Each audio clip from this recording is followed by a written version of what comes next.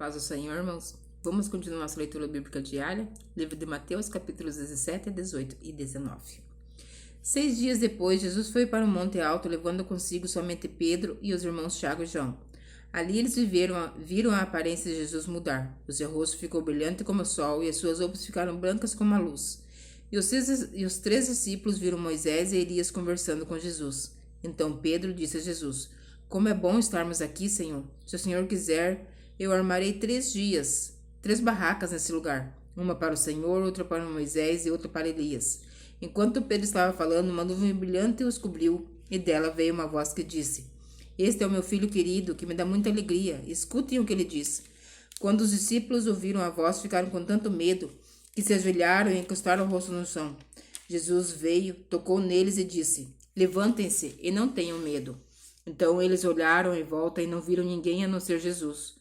Quando estavam descendo do monte, ele lhes deu essa ordem: Não contem para ninguém o que viram, até que o Filho do Homem seja ressuscitado. Então os discípulos perguntaram: Por que os mestres da lei dizem que Elias deve vir primeiro? Ele respondeu: É verdade que Elias vem para preparar tudo, porém eu afirmo a vocês que Elias já veio, e não o reconheceram, mas o maltrataram como quiseram. Assim também maltratarão o Filho do Homem. Então os discípulos entenderam que Jesus estava falando a respeito de João Batista. Quando eles chegaram perto da multidão, um homem foi até perto de Jesus, ajoelhou-se diante dele e disse: Senhor, tenha pena do meu filho. Ele é epilético e tem ataques tão fortes que muitas vezes cai no fogo ou na água. Eu trouxe para os seus discípulos a fim de que eles o curassem, mas eles não conseguiram.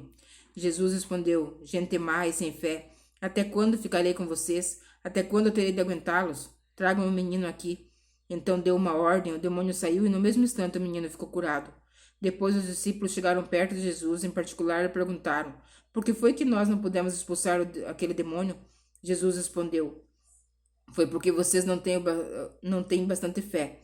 Eu afirmo a vocês que isto é verdade. Se vocês tiverem fé, mesmo que fosse do tamanho de uma semente de mostarda, poderiam dizer a este monte: Saia daqui e vá para lá, e ele iria. E vocês teriam poder para fazer qualquer coisa. Mas esse tipo de demônio só pode ser expulso com oração e jejum.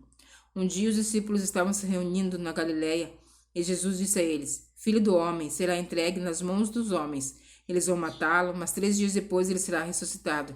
E os discípulos ficaram muito tristes. Quando Jesus e os discípulos chegaram à cidade de Cafarnaum, os cobradores do imposto do templo perguntaram a Pedro: O mestre de vocês não paga imposto do templo? Paga sim, respondeu Pedro. Depois entrou na casa, mas antes que falasse alguma coisa, Jesus disse: Simão, o que é que você acha? Quem paga impostos e taxas aos reis desse mundo? São os cidadãos do país ou são os estrangeiros? São os estrangeiros, respondeu Pedro. Certo, disse Jesus. Isso quer dizer que os cidadãos não precisam pagar. Mas nós não queremos ofender essa gente.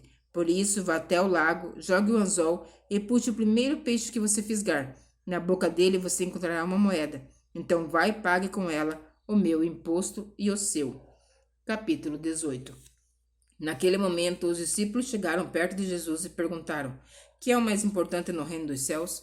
Jesus chamou uma criança, colocou-a na frente deles e disse: Eu afirmo a vocês que isto é verdade.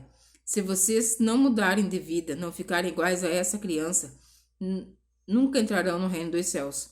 A pessoa mais importante no reino do céu é aquela que se humilha e fica igual a esta criança. E aquele que, por ser meu seguidor, receber uma criança como esta, estará recebendo a mim.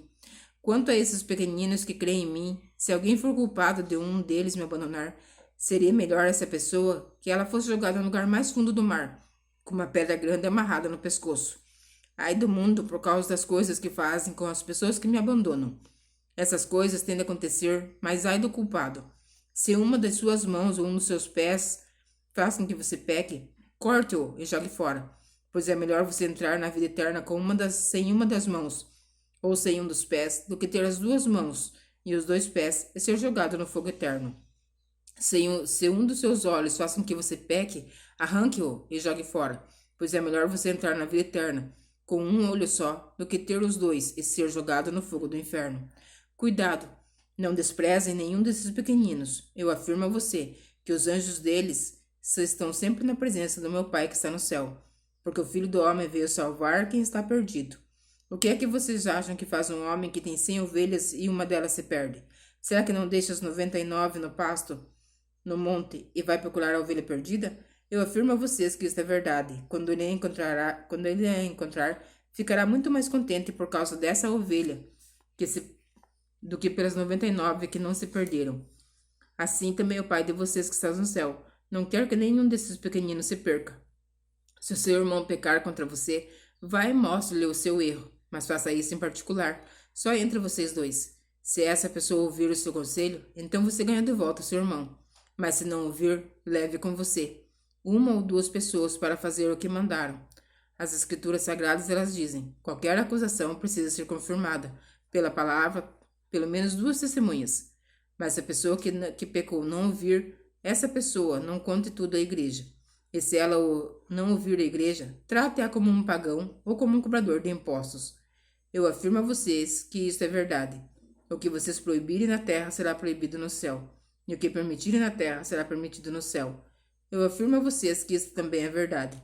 Todas as vezes que dois de vocês que estão na terra pedirem a mesma coisa em oração, isso será feito pelo meu Pai que está no céu. Porque onde 2 ou 3 estão juntos em meu nome, eu estou ali com eles. Então Pedro chegou perto de Jesus e perguntou: Senhor, quantas vezes devo perdoar o meu irmão que peca contra mim? 7 vezes? Não, respondeu Jesus.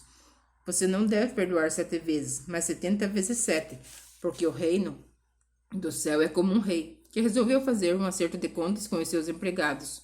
Logo no começo, trouxeram um que lhe devia milhões de moedas de prata, mas o empregado não tinha dinheiro para pagar. Então, para pagar a dívida do seu patrão, o rei ordenou que fossem vendidos como escravos, o empregado, a sua esposa e seus filhos, que fosse vendido também tudo o que ele possuía. Mas o empregado se ajoelhou diante do patrão e pediu: Tenha paciência comigo e eu pagarei tudo ao senhor. O patrão teve pena dele, perdoou a dívida e deixou que ele fosse embora. O empregado saiu e encontrou um de seus companheiros de trabalho, que lhe devia 100 moedas de prata. Ele pegou esse companheiro pelo pescoço e começou a sacudi-lo, dizendo: Pague o que me deve. Então o seu companheiro se ajoelhou e lhe pediu: Tenha paciência comigo, eu lhe pagarei tudo. Mas ele não concordou. Pelo contrário, mandou pôr o outro na cadeia até que pagasse a dívida.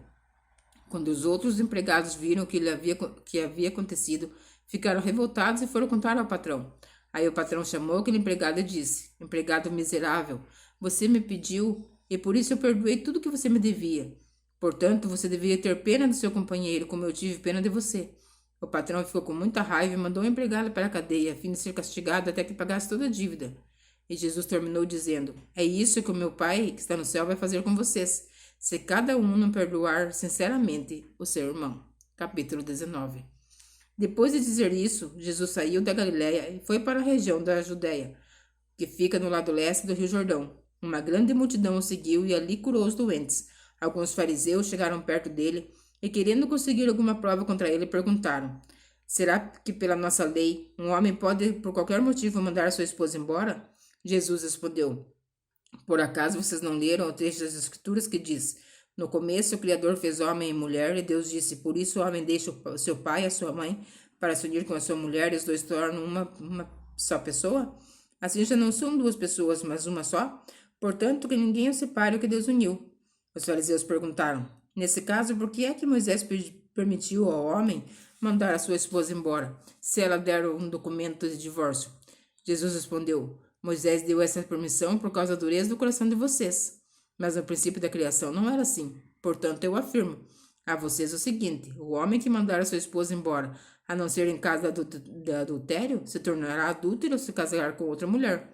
Os discípulos de Jesus disseram: Se é esta a situação entre o homem e a sua esposa, então é melhor não casar. Jesus respondeu: Esse ensinamento não é para todos, mas somente para aqueles a quem Deus o tem dado, pois há razões diferentes que tornam alguns homens incapazes para o casamento. Uns porque nasceram assim, outros porque foram castrados e outros ainda não casam por causa do reino do céu. Quem puder, que aceite esse ensinamento. Depois disso, algumas pessoas levaram as suas crianças para Jesus pôr as mãos sobre elas e orar. Mas os discípulos repreenderam as pessoas que fizeram isso. Aí ele disse: Deixe que as crianças venham a mim e não a proíbam que elas façam isso, pois o reino do céu é das pessoas que são como essas crianças. Então Jesus pôs as mãos sobre elas e foi embora. Certa vez, um homem chegou perto de Jesus e perguntou: Mestre, o que devo fazer de bom para conseguir a vida eterna? Jesus respondeu: Por que é que você está me perguntando a respeito do que é bom? Bom, só existe um. Se você quer entrar na vida eterna, guarde os mandamentos. Que mandamentos? Perguntou ele. Jesus respondeu: Não mate, não cometa adultério, não roube, não dê falso testemunho contra ninguém, respeite seu pai e a sua mãe, ame os outros como você ama você mesmo. Eu tenho obedecido a todos esses mandamentos, respondeu o moço. O que mais me falta fazer? Jesus respondeu: Se você quer ser perfeito, vá, venda tudo o que tem e dê o dinheiro aos pobres, e assim você terá riquezas no céu. Depois venha e me siga. Quando o moço viu isso, foi embora triste, pois era muito rico. Jesus então disse aos discípulos: Eu afirmo a vocês que isto é verdade. É muito difícil um rico entrar no reino do céu. E digo ainda que é mais difícil um rico entrar no reino de Deus do que um camelo passar pelo fundo de uma agulha. Quando viram isso, os seus discípulos ficaram muito admirados e perguntavam: Então quem é que pode se salvar? Jesus olhou para eles e respondeu: Para os seres humanos isso não é possível, mas para Deus tudo é possível. Aí Pedro disse: Veja, nós deixamos tudo e seguimos o Senhor. O que é que nós vamos ganhar? Jesus respondeu: Eu afirmo a vocês que isto é verdade. Quando chegar o tempo em que Deus vai renovar tudo, e o Filho do Homem se sentar no seu trono glorioso, vocês, os meus discípulos, também vão se sentar em 12 tronos para julgar as 12 tribos do povo de Israel. E todos os que por minha causa deixarem casas, irmãos, irmãs, pai, mãe, filhos ou terras, receberão 100 vezes mais, e também a vida eterna. Muitos que agora são os primeiros serão os últimos, e muitos que agora são os últimos serão os primeiros. Amém?